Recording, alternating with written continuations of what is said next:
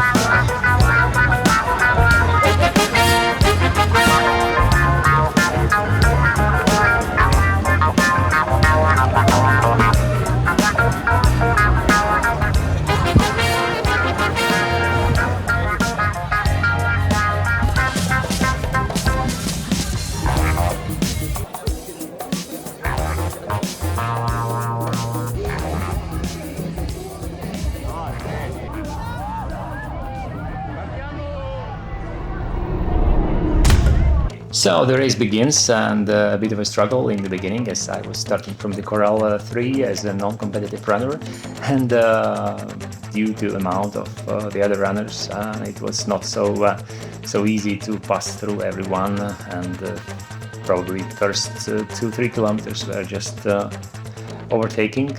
So the idea for this 10K race was to check my fitness, and my main goal was to run a Valencia marathon in 2 weeks out from this race, and the idea was to check the fitness, whether I can still try to get another sub 250 marathon this year. And the question is still there, as unfortunately to me the weather conditions were not so favorable. I am performing extremely well in the heat, but I'm struggling to get to faster paces when it's below 6 to 8 degrees centigrade. Unfortunately, this has been historically the case to me. I am not sure what causes this slight underperformance, either muscle function or ability to breathe in the cold air or reduce blood flow. I have no idea, but historically this has been the case, and the best performances, especially in the middle distance running, to me was always during the hot weather conditions. So the hotter it was, the better chances I had, especially back when I was in school and participating in some 3 or 5K races, and this is still the case. So as you can also see, my average heart rate was significantly lower than if you compare the one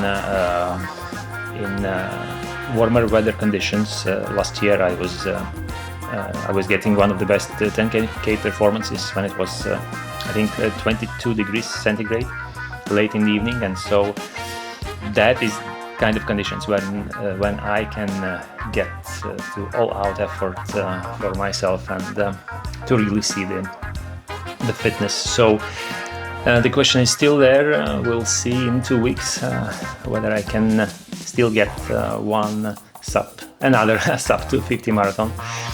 Apart from that, the race here was a nice vibe, and 15,000 competitors, as I heard, we were making a great atmosphere, and apart from a slight cold, the weather conditions otherwise were just perfect.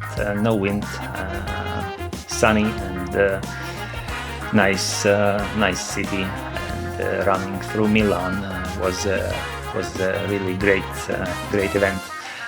And so we see how it goes in 2 weeks. Unfortunately, my camera died at 8.5 kilometers, and it didn't survive this cold.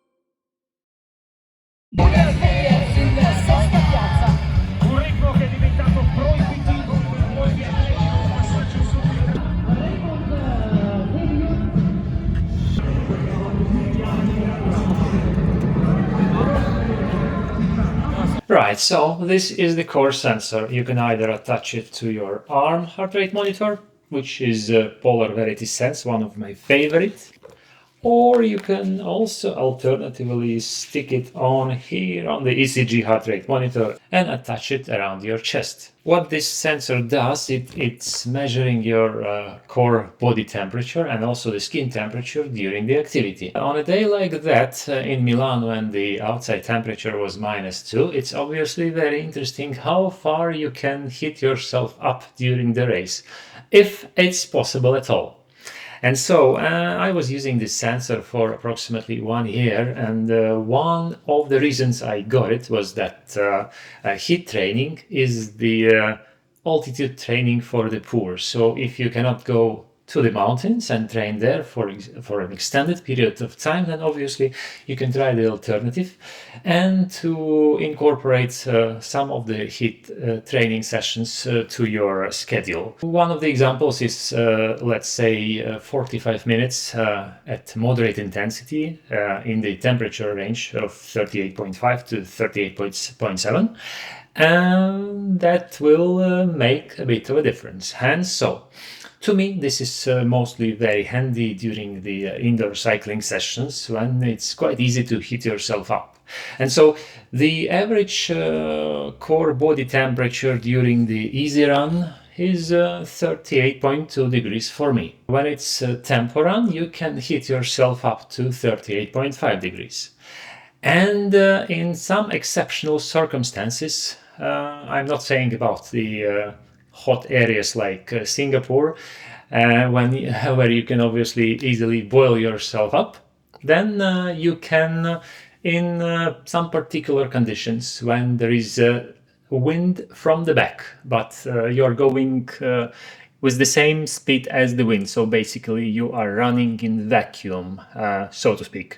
So in this case, and if you're running at your threshold or slightly above for, let's say, 20-25 minutes, then the highest core body temperature I have seen during the winter, of course, was 38.9 degrees. And so 10K race is obviously something, at least for me, which is above the threshold. So usually I was getting in between 9.5 to 10 millimoles lactate during the 10K pace. And that's the sweet spot to heat yourself up properly. And so here you can see the data, which in this case it was recorded by the Garmin, but one of the things I don't really like Garmin a lot is because you cannot see it immediately in the Connect application as opposed to Chorus. In case of Chorus, it's very easily accessible. And so in this case, we are here in Analyze platform, which provides lots of data. And one of the data is that you can see your core body temperature.